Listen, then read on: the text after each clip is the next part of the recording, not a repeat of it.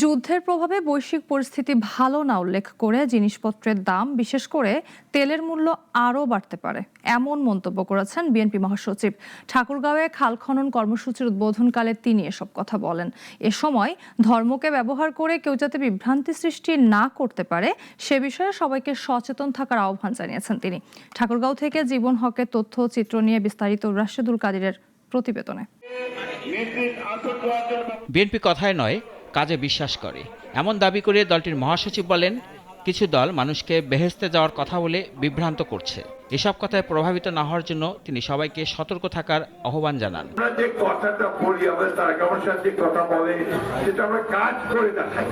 এদিকে কৃষি ও কৃষকের উন্নয়ন, পরিবেশের ভারসাম্য রক্ষা এবং মাছ ও হাঁস পালনের সম্ভাবনা বাড়াতে খাল খনন কার্যক্রমের কোনো ধরনের অনিয়ম না করার জন্য সংশ্লিষ্ট কর্মকর্তাদের সতর্ক থাকার নির্দেশ দেন মির্জা ফখরুল ইসলাম আলমগীর।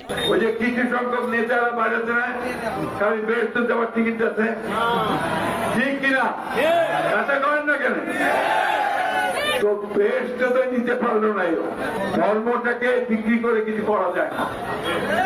ধর্মটা মানুষের অন্তরের ব্যাপার এবং সেটা বাংলাদেশের মানুষ 95% মানুষ হচ্ছে ধার্মিক। ধর্মকে তারা ভালোবাসে, শ্রদ্ধা করে, সম্মান করে। ধর্ম নিয়ে ব্যবসা পছন্দ করে না। এইটা মনে রাখতে হবে আমাদের, ঠিক না? আমার মহামন্ত্রের কাছে একটা নিবেদন, আপনাদেরকে সবার আগে ওরা ভুলায়, ওই বেশে যাওয়ার কথা কয় না, ভুলে ফেলে। ওই কথায় ভুলবেন না আপনারা।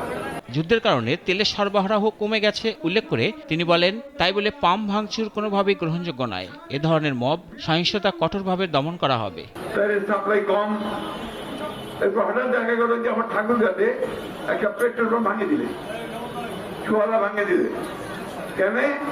যে মাছকে কি করছে দিবা চায় না নাকি হচ্ছে। তো ভাই তুমি পাম্পটা ভাঙলো কেন?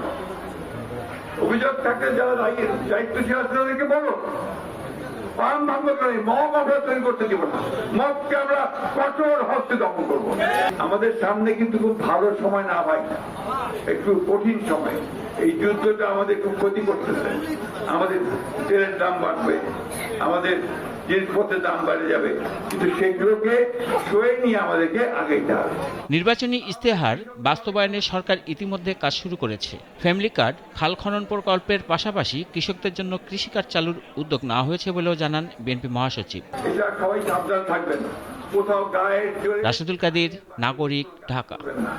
এটা আমরা হইতে দেব না।